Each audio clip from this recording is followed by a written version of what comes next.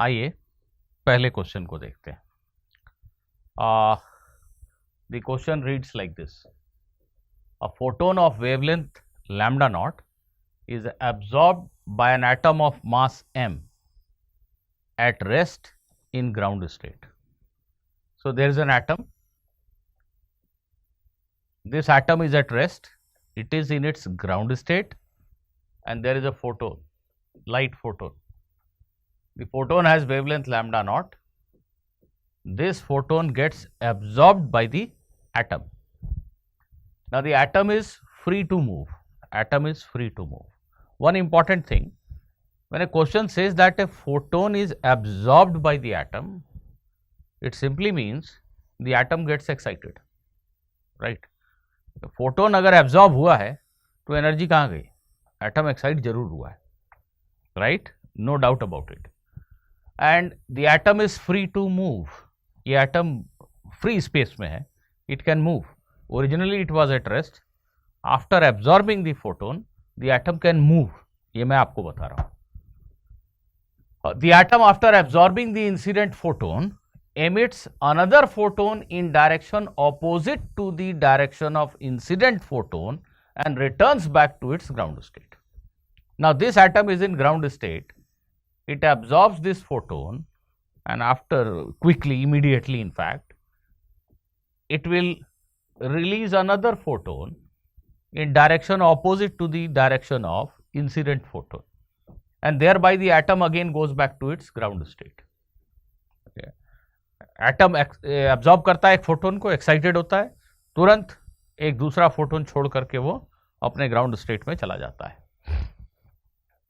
In the process the atom acquires a kinetic energy के. थोड़ा surprising लग रहा है, सोचिएगा, लॉजिकली सोचिएगा कि आखिर एटम के पास काइनेटिक एनर्जी आई क्यों. But the question says the atom acquires a kinetic energy के.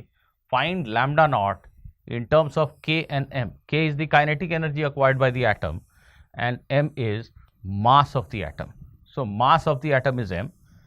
It absorbs a photon, it releases a photon in opposite direction, and now the atom has got some kinetic energy K. Mass of the atom is M. We have to write lambda naught in terms of K and M. Pause the video, give it a try. It's not at all a difficult question. Okay, students,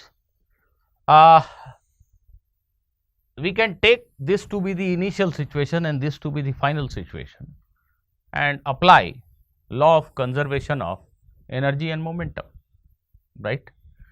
This photon has got some momentum. After absorption and re-emission, the situation looks like this. The momentum should remain conserved. Let us say the re-emitted photon has a wavelength of lambda. The absorbed photon was having a wavelength of lambda naught. The photon that is emitted back has a wavelength of lambda. Let us assume that. So when I apply momentum conservation, I will write an equation like this. What is momentum of this photon towards right? It is h by lambda. de Broglie's equation. D Broglie's equation, photon का momentum h by lambda. क्या ये D Broglie's equation है क्या? अगर आप हाँ बोल रहे हैं तो आप गलत बोल रहे हैं. फोटोन का मोमेंटम h बाई लैम्डा, ये तो आइंस्टीन की थ्योरी है. आइंस्टीन ने कहा कि फोटोन का मोमेंटम, लाइट के एक फोटोन का मोमेंटम E बाई सी होता है. ठीक है, E is h nu, right? So if you write it as h nu, this becomes h by lambda. So momentum of a light photon is h by lambda. This was told by Einstein, not by de Broglie. De Broglie ने क्या कहा था? De Broglie said that the same relationship holds for a moving particle. The de Broglie equation says that if a particle is moving, there is some wave associated with it. And wavelength of that wave is actually given by the same relationship h by p. De Broglie कह रहे हैं कि एक particle जो चल रहा है उसमें मोमेंटम तो होता ही है mv. पार्टिकल में मोमेंटम होता है, आश्चर्य की बात नहीं. उसमें वेव होता है, ये आश्चर्य की बात है. और उस वेव का वेवलेंथ इस इक्वेशन से दिया जाता है.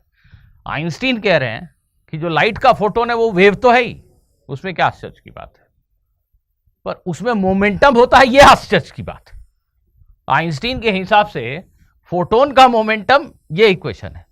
डी ब्रोगली कह रहे हैं मूविंग पार्टिकल में मोमेंटम होता है, ये तो सामान्य सी बात है, उसमें वेव होता है, उसका एक वेवलेंथ है, ये आश्चर्य की बात है, और वेवलेंथ इसी सेम इक्वेशन से दिया जाता है। Okay, so I was writing the equation of momentum conservation. So momentum of this photon is h by lambda naught.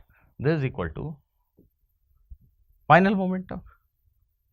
So final momentum of this atom, which is having a kinetic energy k, is under root 2 mk, and momentum of this photon in opposite direction is h by lambda.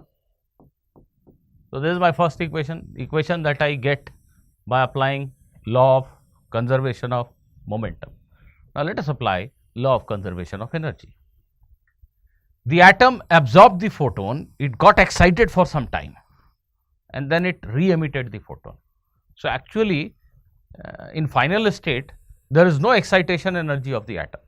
Atom के पास कोई excitation energy तो है नहीं, जैसा था पहले वैसा ही अभी भी है। तो भाई एनर्जी का इक्वेशन कैसा होगा? शुरुआत की जो एनर्जी है वो सिर्फ फोटोन की एनर्जी है, which is H C by lambda naught, that's all. और फाइनल स्टेट में जो एनर्जी दिख रही है, इस फोटोन की एनर्जी और इस एटम की काइनेटिक एनर्जी, एटम की काइनेटिक एनर्जी कोई एक्साइटेशन एनर्जी नहीं है, और फोटोन की energy H C by lambda, ये हमारा दूसरा इक्वेशन है। हमसे कहा गया है कि लैम्डा नॉट को इवैल्यूएट करो, मतलब लैम्डा को भगा दो दोनों इक्वेशन में से। तो भाई इस दूसरे वाले इक्वेशन को मैं सी से जरा डिवाइड कर देता हूं,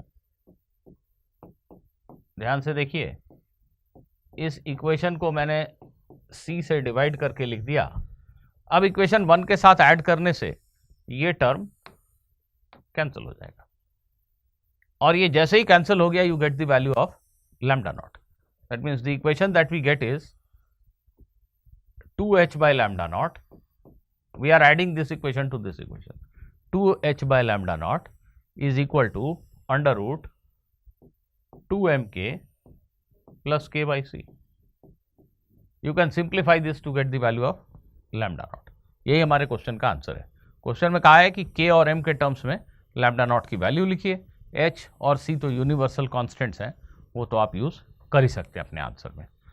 आई होप बच्चों आपको ये बात समझ में आ गई कि एनर्जी और मोमेंटम कंजर्वेशन के यूज़ से हमने ये क्वेश्चन सॉल्व कर लिया।